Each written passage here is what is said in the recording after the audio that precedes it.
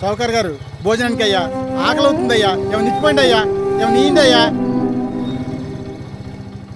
సుబ్బయ్య, సుబ్బయ్య అయ్యా, ఇంకెన్నాళ్ళు తిప్పుకుంటారా మీ ఇంటి చుట్టూ? ఎప్పుడు కడతారా నా అప్పు?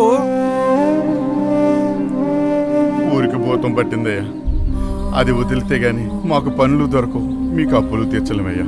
అవునయ్యా, మా సుబ్బుడు చెప్పింది 100% నిజం. ఆ భూతం వదిలితే గాని మాకు పనులు దొరికేలా లేవు. ఇచ్చినా కొడుకులా కనిపిస్తున్నాను మీ కంటికి? ఊరికి భూతం పట్టడం ఏంటి? అది వదిలితే గానీ మీకు పనులు దొరకపోవడం ఏంటి? భూతం కథలు చెప్పి నా అప్పెక్కూడదేమో చూస్తున్నారా?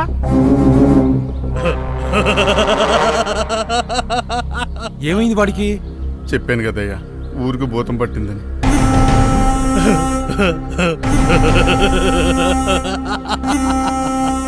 ఈసారి వచ్చేసరి నా అప్పు కట్టకపోయారు.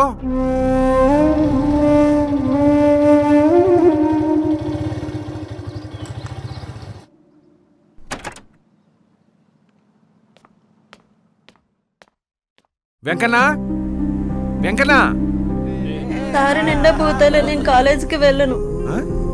ఆ భూతాలు పోయే వరకు వెళ్ళను వెళ్ళను వెళ్ళను. ఈ భూతం వల్ల నా డబ్బు ముదిరిపోయిందిరా, కాపాడండిరా, కాపాడండిరా. చూడండి, ఈ భూతాన్ని వదిలించుకున్నంత కాలం మన జీవితాలు ఇలాగే ఉంటాయి. మనమంతా ఒక్క మాట మీద నుండి పోరాడితేనే ఆ భూతాన్ని వదిలించుకోగలం. సహకరిస్తారా? ఎవరు మాట మార్చకూడదు. అందరిది ఒకటే మాట, మనందరిది ఒకటే మాట, మనందరిది ఒకటే మాట. రే సుబ్బయ్య వస్తారా? ఏం కంగారు పడాల్సిన అవసరం లేదురా. ఈసారి ఆ భూతం వదలటం ఖాయం. అన్నా ఏమైందన్నా? మనకు పట్టిన భూతం వదిలిపోయిందిరా, మనకు పట్టిన భూతం వదిలిపోయింది. ఇక మన జీవితాలు బాగుంటాయి, మనం అందరం బాగుంటాం, మనందరి కష్టాలు తీరినట్టే, మనం ఆనందంగా గడపచ్చు.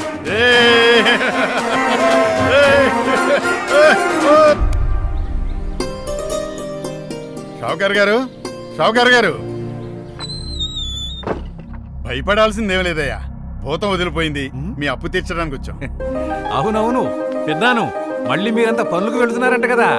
అవునయ్యా, ఆ భూతం వదిలిపోయిన తర్వాత ఇసుక ఫ్రీగా దొరుకుతుంది. మా భవన నిర్మాణ కార్మికులకి చేతి నిండా పని దొరుకుతుంది. ఆ భూతం వదిలిపోయాక రైతులకి ధాన్యం బకాయిలు కూడా విడుదలయ్యాయ్యా. ఇదిగోండయ్యా మీ బాకీ డబ్బు. ఆ భూతం పట్టిన అబ్బాయి కదా వాడు? చదివిన చదువులకు ఉద్యోగాలు లేక ఆ భూతం అమ్మే గంజాయిలకు అలవాటు పడ్డ కుర్రాళ్ళయ్యా వాళ్ళు. ఆ భూతంతో పాటు ఈ దరిద్రం కూడా వదిలిపోయింది. మొన్న మెగా డిఎస్సీ పడింది కదయ్యా, దానికి చదువుకుంటున్నారు. దారి నిండా భూతాలోనే కాలేజీకి వెళ్ళడానికి కలవరించింది నీ కూతురు. ఇప్పుడు వెళుతుందా? ఆ భూతాలాట్లో ఇదివరకు ఇట్లా సాగట్లేదయ్యా.